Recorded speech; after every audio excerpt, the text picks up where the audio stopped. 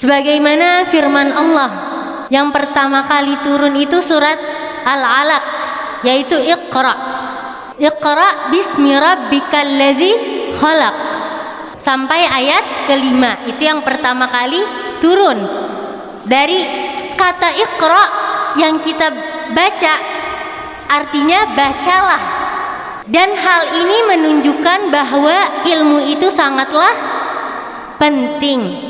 Bu, apalagi perempuan, jangan sampai kita bilang ilmu ya udah deh masuk dapur lagi, buat apa nuntut ilmu? Kata siapa, Bu? Madrasah pertama seorang anak itu seorang ibu atau seorang ayah?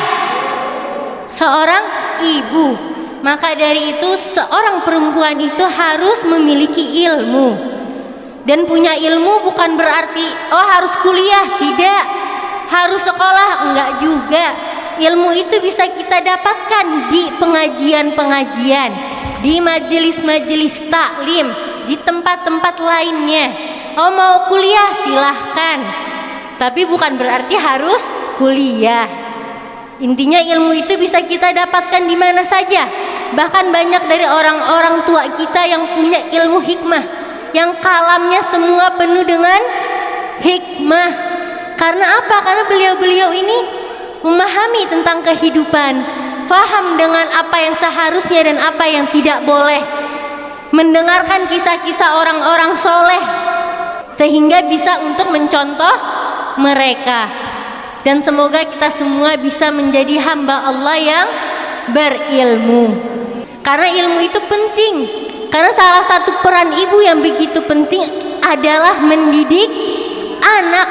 Kita menjadi sekolah pertama bagi anak kita. Kita mendidik anak kita. Kalau nggak punya ilmu gimana, Bu? Susah. Ilmunya nggak usah yang gimana-gimana. Yang penting kita taklim, hadir majelis, kita faham hadis, kita ngerti apa yang Rasulullah anjurkan, kita bisa terapkan di kehidupan kita sehari-hari. Karena kalau kita mau anak kita harus jadi orang baik, misalkan anak kita harus begini, harus begitu, tapi terkadang kita ini lupa, Bu. Kita nggak lihat diri kita. Kayak misalkan kita kalau mau nanam benih, ibu mau nanam benih nih, Bu, sayuran atau buah, ditaruh di tanah yang tandus atau yang subur. Berarti benih tersebut harus diletakkan di tempat yang baik. Itu anak pertama kali akan muncul ke dunia, dia di perut bapak atau di perut ibu? Dia di perut seorang ibu. Maka dari itu sebagai seorang ibu, selain kita menyiapkan ilmu untuk anak kita nanti, hal yang tidak kalah pentingnya kita harus bisa untuk memperbaiki diri. Gimana caranya kita memperbaiki diri? Yaitu dengan mengintrospeksi diri. Dari salah satu kutipan khutbah Sayyidina Umar bin Khattab, Amirul Mukminin, yang dimana beliau mengutip perkataan hasibu anfusakum qabla an tuhasibu. Jadi maksudnya periksalah diri kamu sebelum kamu diperiksa. Jadi hal ini kita bisa gunakan untuk memperbaiki diri kita. Dan yang kedua, kita juga bisa menggunakan ini agar semakin beriman dan ringan nanti hisabnya di hari akhir. Gimana kita introspeksi diri? Kita lihat apa aja yang kita lakuin dari mulai terbit matahari sampai terbenam matahari. Nanti udah terbenam matahari kita merenung, misalkan sebelum tidur. Kita lihat tadi siang, tadi saya habis subuh zikir. Kalau kita menemukan ketaatan, maka kita mengucapkan alhamdulillah, kita syukuri. Tapi ketika kita ketemu sama maksiat, ya tadi di pasar saya ngomongin orang nih sama tukang dagang. Nah, kalau kita nemuin maksiat kayak gitu, berarti kita harus beristighfar. Jadi pertama-tama kita jangan mau anak kita begini begitu, tapi kitanya tidak mempersiapkan diri. Kalau benih mau semahal apapun kita beli biji itu, kita beli benih itu, kita taruh di tanah yang tidak subur, numbuh gak, Bu? Tidak akan tumbuh. Jadi yang harus kita persiapkan juga diri kita. Dan yang menariknya ada sebuah kisah Jadi kisah ini menceritakan tentang Said Nursi Badi'uz Zaman. Beliau ini orang Turki, ulama besar di Turki. Namanya Nursi, Said Nursi. Di sana dipanggilnya pakai panggilan Said Nursi. Badi'uz Zaman itu julukannya. Apa Badi'uz Zaman? Badi'uz Zaman artinya keajaiban zaman. Beliau itu dijulukan dengan keajaiban zaman, saking pinternya, saking luar biasa Said Nursi ini. Sampai orang-orang tuh heran, kok anak ini bisa begini pinternya. Dari dia kecil orang-orang udah tahu kepinterannya. Sampai akhirnya jadi ulama besar di abad ke-19. Abad ke-19 nggak lama, kita baru di abad ke-21. Ternyata Bu, Said Nursi bisa jadi ulama sehebat itu bukannya tiba-tiba muncul, tidak ada usaha dari orang tuanya. Jadi kisahnya, kedua orang tua Said Nursi ini adalah orang yang sangat menjaga sekali, wara sekali.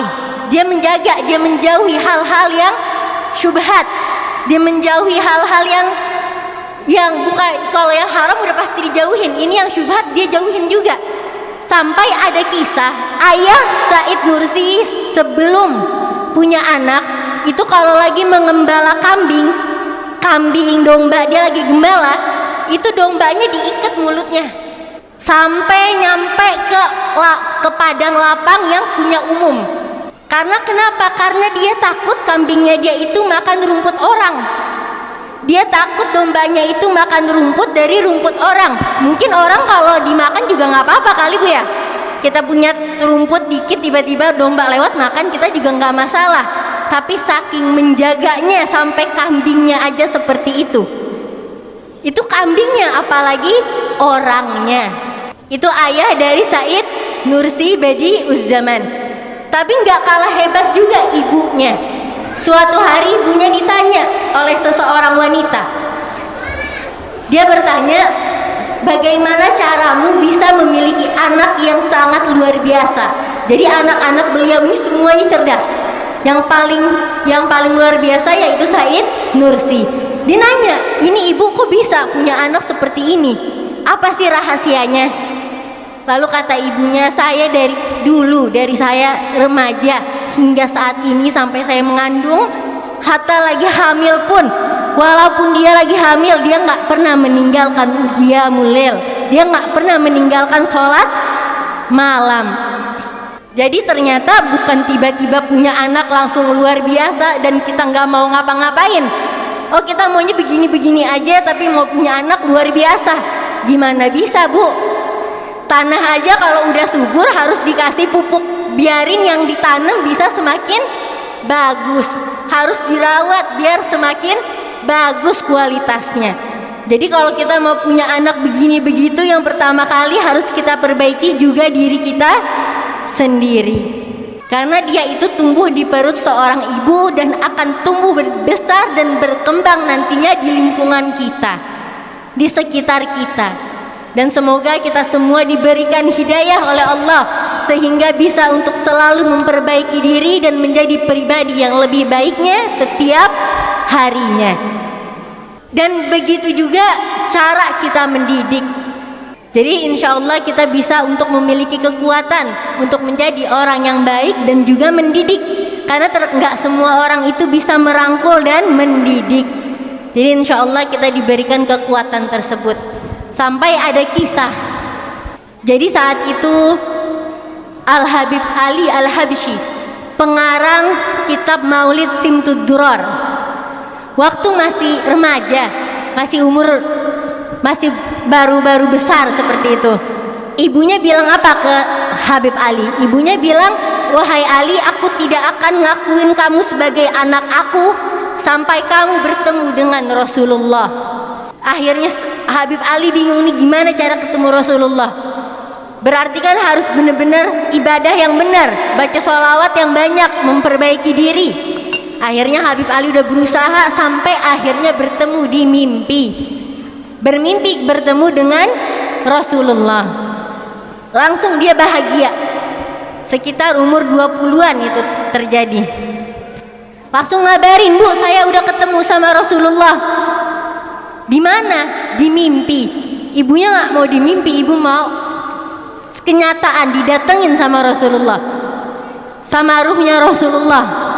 Akhirnya udah, dia usaha lagi, makin gede lagi usahanya untuk bisa bertemu dengan Rasulullah. Yang akhirnya Rasulullah datang, lalu dia langsung dipanggil ibunya dengan bahagianya. Dia bilang, ibu, saya udah bertemu Rasulullah, sekarang saya mau bawa nih. Udah datang sekarang. Berarti kalau udah didatengin, udah orangnya berarti luar biasa atau biasa aja. Dan itu juga dari cara mendidik. Jadi ngedidiknya sampai seperti itu. Bukan anak salah kita belain. Bukan akhirnya dia berantem sama orang, dia yang salah, kita yang ikut berantem sama orang yang berantem sama dia. Kita bela-belain, itu cara yang salah. Kalau anak salah, kita salahin, kita berikan hukuman, tapi hukumannya bukan yang sampai berdarah-darah ya, Bu. Kita hukum, kita setrap, atau kita kurangin uang jajannya, atau kita nggak kasih jajan 3 hari. Kan anak kecil paling demen jajan, Bu. Nggak dikasih jajan dia sedih.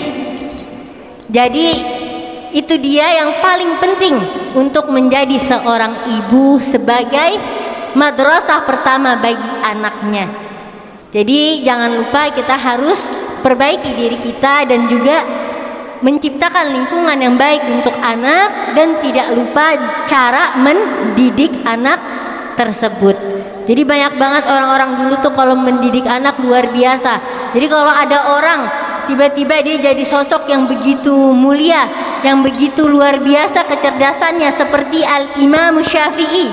Kita di Indonesia pakai mazhab apa, Bu? Pakai mazhab Imam Syafi'i. Dulu Imam Syafi'i yang pertama kali mengajarkan Quran kepada Al-Imam Syafi'i radhiyallahu anhu yaitu adalah ibunya. Ibunya adalah yang pertama kali mengajarkan Imam Syafi'i Al-Quran. Dan tidak sampai di situ, itu dididiknya betul-betul sampai akhirnya Imam Syafi'i itu merantau untuk menuntut ilmu. Suatu saat udah lama merantau menuntut ilmu, Imam Syafi'i udah jadi ulama besar di usia yang begitu belia. Akhirnya udah bisa ngajar dan sebagainya, pulang ke ibunya, bawain ibunya oleh-oleh banyak gitu, bawain ibunya harta yang banyak. Akhirnya sampai di rumah, ibunya bilang apa, Bu? Ibunya bilang, bukan ini yang ibu harapkan. Maksudnya ibunya nggak ngarepin harta dari anaknya.